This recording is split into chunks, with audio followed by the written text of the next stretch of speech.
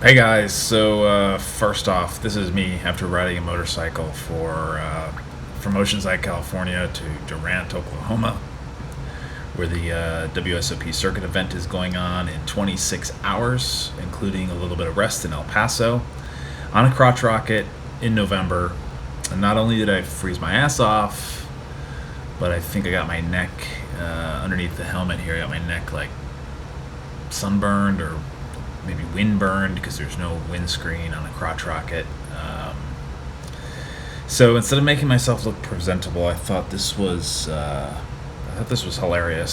So why not go for it? All right. So K Court, you saw from the title, Kangaroo Court. So that's let me read the definition here. It's an official court held by a group of people in order to try someone generally regarded as guilty.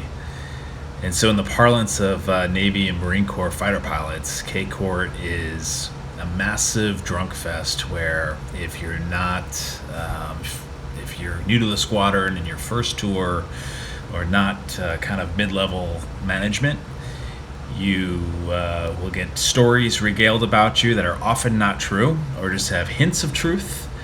And everybody has a good laugh, has a few drinks, maybe a few more. Piles on, and in the end, call signs are assigned to all the guys that aren't in management.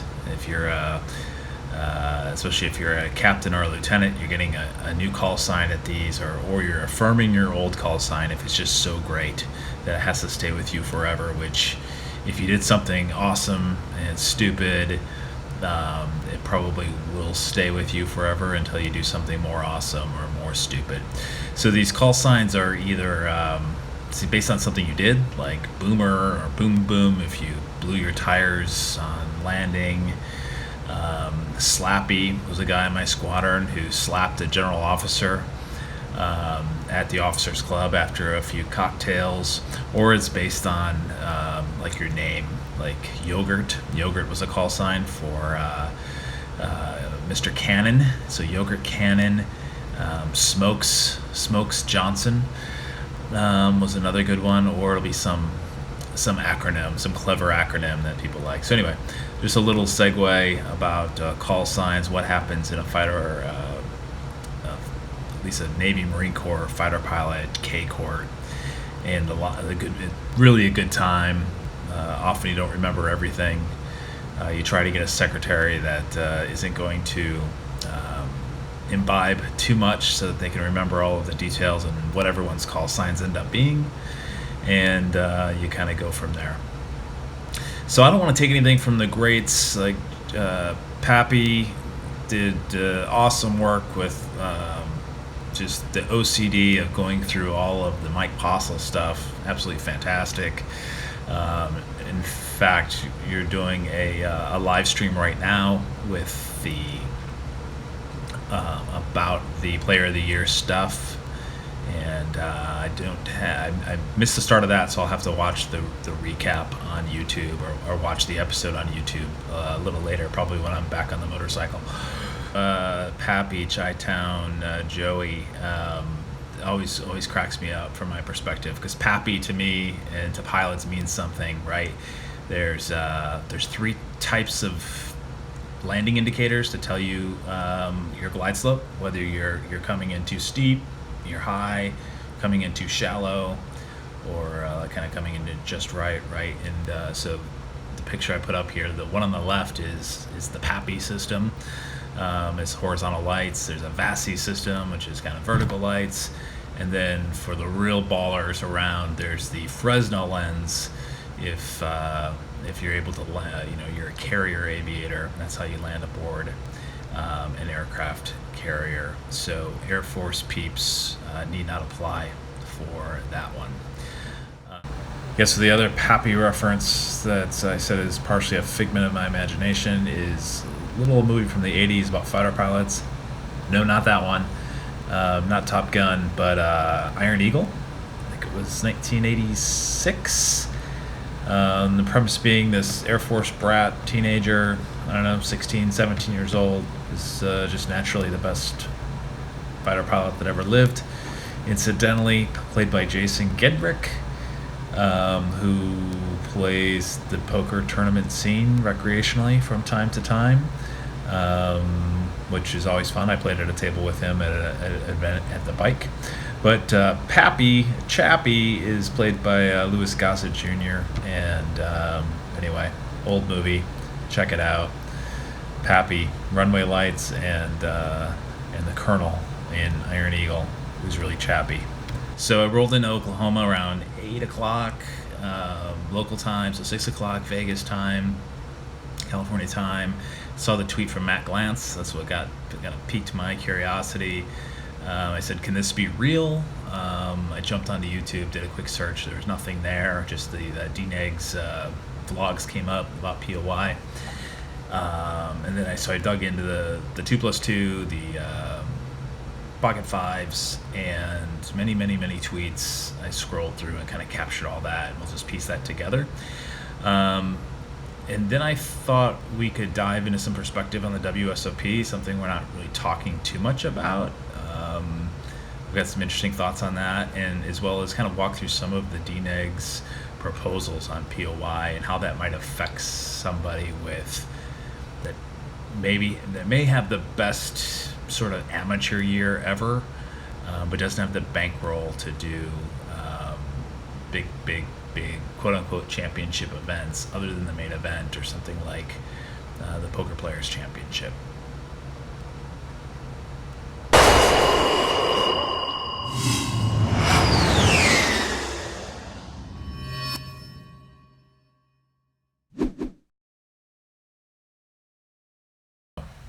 Digging the hair.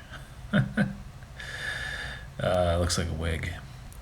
But all right, so basically the tweet that caught my eye is this one here with from Matt Glantz. Let me read that to you real quick. Major Player of the Year drama unfolding. Imagine thinking you won Player of the Year, but you didn't due to a clerical error. Imagine thinking you didn't win Player of the Year, but you did due to a clerical error. Or gross negligence, another thing we call that. Imagine being 3 of 11 in final event. This is just a mistake. This is not just a mistake. I'm going to get into that in a second. But you need 5th place to win Player of the Year, but you only need 9th. So this what got me reading all the tweets and led me to the 2+2 and Pocket Fives articles. People are bringing up. Let's just look at those real quick. So this Alex Iskander. So Iskander on 2+2, or Alex Alinsky, Russian, who was fantasy player. Noticed the points were off in the summertime. Points were often off, or from time to time, and they would correct themselves. Points are typically not posted till an event was finished. He just thought this was an oversight, which it was, right? Basically, this event 68 and event 87 matched completely from 32nd place all the way to 47th place.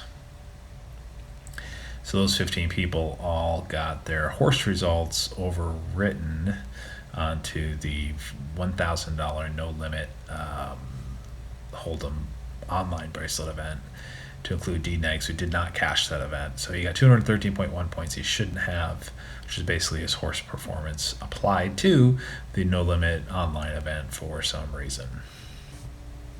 Yeah, and people are like, how can, if he's got that up on his vlog with all the events, including the event he did not place in, he must be in on it, he must have known about it. Doesn't really tell us much, though, because he didn't put that graphic together, right? And he said, hey, just put a breakdown of all my scores, and you could get that off the WSOP website. Various sources. You can just look at the link for the Joey video. He goes through the timeline, who knew what when. Nothing really nefarious with any of that. Although the point that Sean Deeb and Doug Polk both mentioned via Twitter is that as insanely interested in this as D-Negs is, once he was a contender with his 2nd place finish in the 100K in Vegas, he would have definitely noticed if he was missing 200 points, right? It's 5% of his total. he would make sure that was there. So it's just really hard to believe he didn't notice an extra 200 points. I don't see how we'd ever know that. And at this point, it's just a sort of made up thing that, based on what we know about somebody, what we could expect kind of thing. Anyway, so this is the WSOP response finally. And they made a statement. Sincere congratulations to Rob, sincere apologies. And they explained basically what happened. So I'll leave that up on the screen while we talk about the WSOP and their negligence and the steps that happened there. Okay, we start by looking at Joey's Twitter here, the tweet he sent out at 3:27. How could the WSOP have the correct results of points on July 15th and then July 16th? Results for an online event 2 weeks earlier are changed. So, basically in summary, the online $1,000 no limit hold'em, all of the places were entered. Daniel Negreanu did not place in that originally, and then after the horse event, some kind of copy paste in their system, those results were overwritten, and that's what Seth Polanski is going to get into. If I scroll down, this is on me, so he's taking responsibility. That's good, right? The first 15 people to cash in event 87, spots 32 through 46 were instead uploaded in event 68 by mistake in our backend, basically overwriting. Just so happened to include Negreanu among the 15. Joey then gets into talking about the process, and then Seth Polanski talks about drop-down menus. They use drop-down menus. I mean, you can't not expect this to happen. I mean, look, Daniel was very gracious that, hey, mistakes happen, right? Everyone can get behind mistakes do happen. But this is hundreds of millions of dollars of revenue. Whether there's a prize or not, if there's any commercial value to winning Player of the Year, and Daniel and others have argued that there is, that's something of value that needs to be properly accounted for and audited. You think of like when McDonald's runs their Monopoly promotion, it's going to be audited by one of the big audit companies every single time, KPMG or Price Waterhouse, Cooper, etc. So, yeah, it's insane. So the fact that any employee in the cashier area with, you go back there with your winning ticket and they put in your information, they give you your tax forms, and they can just, I guess it's at the kiosks before you do all that. So I misspoke, at the kiosks where you're sent to get your sort of colored piece of paper that's how you placed and your information's put in there. Those individuals have access to overwrite games that have already been entered. I mean, this is like data security 101, happens to be my business. Data strategy, security. Yeah, like once those are certificated and authenticated by the powers that be, when the event is officially closed out, nobody can ever access that, except for like the one God person. Maybe we have Pappy. Pappy's the one person that can access this if an investigation proves that he needs to access. It's insane. So the way any normal contest that has any commercial value from sort of a large revenue profit perspective would be data entry. There's a comment in here that that human error could never is always going to be there. Well, no, it's not. You can completely eliminate it with it's more resources, right? It's more human resources. It's other technologies to make sure that you have it right. It's somebody signs off on it, somebody approves. It's quality control that you always have in the aviation. The person that does the maintenance on your airplane can't sign off that the flight controls are done correctly. Somebody else has to watch. They have a different level of supervision, right? So those are different things you can do about human stuff. Obviously, there's other data security technologies that make a lot of sense for something like this. But all that said and done, the event is closed out, and nobody can make a change to that, except maybe there's a committee that things can be escalated to, and we know we made a mistake, and we're on the path to correct it. But that just exists, and then you have the audit step, right? You bring in one of the financial audit companies that monitors your entire process. It gives you somebody to point the finger at and say, look, it's attested to, it's right. You never have to worry about this again. The reason why it matters is because it's the WSOP who is saying, here's what the point totals are so far for something of value, even though there's no prize. There will be a prize. It's just a semantic, right? Here's something of value. Here's who's in what position. They were tweeting out, right? Their marketing arm is tweeting out that Sean Deeb needed 5th place, and these are what the numbers are. So all along the way, they're saying this is what the score is, et cetera, et cetera, et cetera. So certainly culpable. They did not have the risk mitigation steps in place. They didn't have any kind of audit capability. And from a basic security lens perspective, everybody could go in there and with the power, with the apostle-like power of God, go in there and change previous events just with a simple clerical error. It makes absolutely no sense.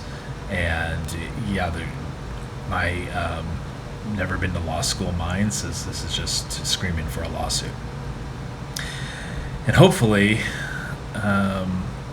something they're able to fix in the future. Hopefully they watch this or something similar and not only fix this insane process where anyone can accidentally change previous events, but put in the appropriate audit steps so that we can hang our hat on the numbers if they're on a billboard or a flat panel hanging on the wall that says this is the top 6, this is the top 10. Everybody knows that's not going up until it's actual facts, and this is the way it is. Respect to the suggestions, player of the year. This is coming from someone's perspective. Haven't had tons of success in the World Series of Poker or anything like that. But I think I'm an interesting, voice on this. Just talking to rec players. There's 2-5, 5-5 players, 5-10 players who also play tournaments. And a lot of us feel like, we're going to get our shot one day, right? And that's what keeps people coming back to the WSOP in Vegas anyway, every single year. It's, okay, this is the year I go super deep in the main. This is the year I'm going to satellite into the Poker Players Championship. This is the year I'm going to final table X, Y, and Z, whatever the case may be. With that lens, I think if you did do well in the main, and you had a significant score somewhere else, and maybe you made a final table, I think you should be in the conversation. That's just kind of the general. So I think a lot of the discussion on Twitter that DNegs has been spearheading, and I think it's great. I think it's great work because I would agree that something does need to change. But a lot of kind of analytical people, at least analytical thought process and the way I think about it, people saying, well, you can use scaling factors, right? And so you can do that throughout, and I think that would be a good start to maybe say it's not entirely white, it's not entirely black, but there's some shading of gray that we can make the system make a little more sense to more people, but still not take away from this other side that makes sense for as well. So just going through the DNeg list that's on, I'm looking at his Full Contact Poker site. He's got a blog section where his response was to finding out the bad news on the Player of the Year. So the first thing he talks about is limit the number of caches that count towards your total to 12. So I've heard this from him for a couple of months now, right? And I gotta tell you, I don't know how I feel about that. So the problem is if you take all of the nuance of saying championship events, $10,000 entry championship events are going to be like mega points, and let's say you're well above average and you can cash a third of those, or to DNeg's point, you're not going to cash very likely at all if it's a 100-person field of professionals that do 7 triple draw or do 7 no limit, whatever the case may be. Just for an example. So you're going to have to fire more bullets than that. So, 10K a pop. What I'm saying is your 12 best performances need to be championship events by kind of the way Daniel thinks about it. So, if it's 1 out of every 3 you're cashing because you're really, really, really good, that's 400 grand. I don't know. It's interesting. Again, my whole thing is if you do well in the main or you do well in the PPC, like one of those two things, that should be a big anchor. That if you played even a partial series and had some moments of brilliance throughout the series, you should be in the conversation for Player of the Year. Now, maybe that'll never happen. It's always going to be guys like Deeb and Negreanu, and people getting 2 bracelets in big field events, something like that. But it's just the way I think about it. And also, let me just get on the semantics horse. Maybe it's the computer engineer in me or something. But a min cash in a 3,000 player field is much easier than a min cash in a 100 player field, a 10K buy-in mixed event. So I think he means 10K buy-in mixed event, the poker games that a mixed game consists of, or that typically find themselves in a mixed game. So whether that's 8 game or horse, or there's a couple other variants at the World Series, right? But that's not a 10K buy-in mixed event by definition. Like take 8 game, for example. No Limit Hold'em is one of the events in 8 games. So if a 10K stud event is a mixed game, then a 10K no limit game is also a mixed game.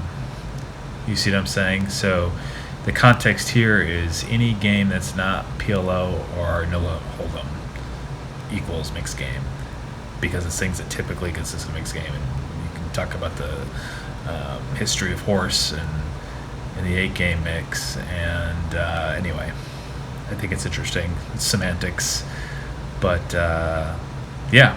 So I would agree those are very difficult, but you're also, I don't know what the answer is, right? I think the 15% payout is definitely part of the problem, which is mentioned here, right? We could probably keep the payouts the same, because then it appeals to more rec players, because more rec players, hey, I cash in the World Series of Poker, but why does it need to count for Player of the Year? I mean, that's an instantaneous change that everyone can get behind. Let's make it back to 12%, right, for Player of the Year points. You could even be more stringent than that, but 12% is probably the next best move because it was there for so long. Maybe it's 10% before you get any Player of the Year points. I think everyone would be just fine with that. And then it could also vary, right?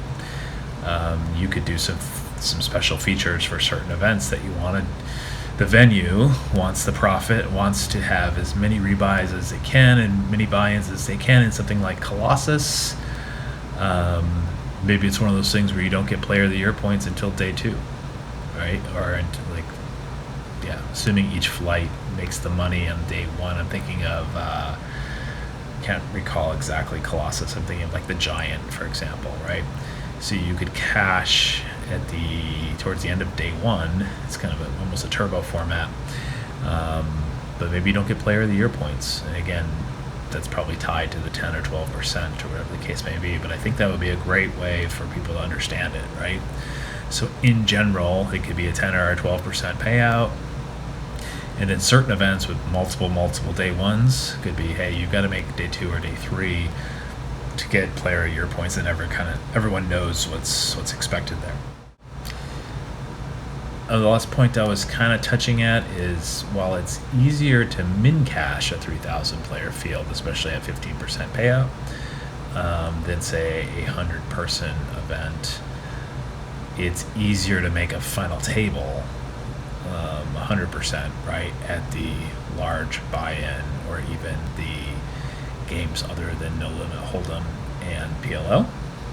Case in point, the final table I made last summer was the 1,500 stud, and that was a little bit bigger because it was a 1,500 and not a 10K. But think about that. I mean, the final 50 players, I don't remember exactly how many people played that, maybe 200 and something.